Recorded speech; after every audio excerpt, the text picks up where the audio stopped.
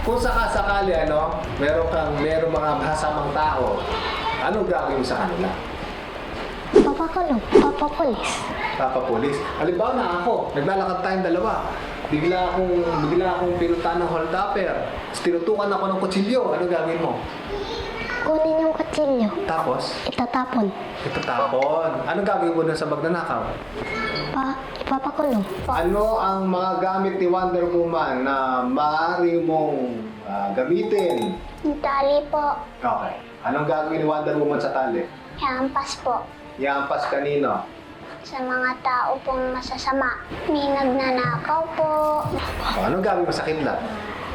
Gagamitin sa mga bad. Ano ang gagawin mo sa mga magnanakaw? Ipagbabali-bali ko sila. Pero sino love mo? Jesus. Thank you, Papa Tinita.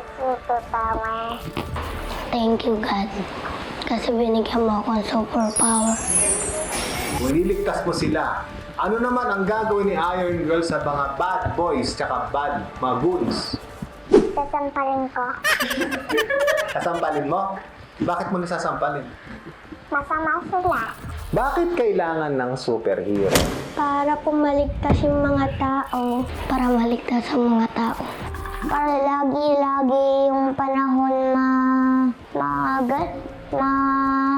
malinis. Bakit kailangan ng superhero?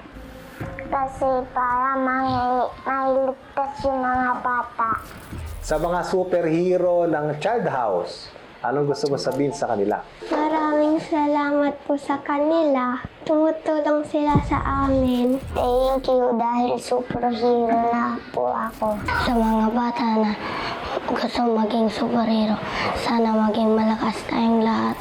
Kung meron kang pasasalamatan na superhero, sino yan? Si Papa God.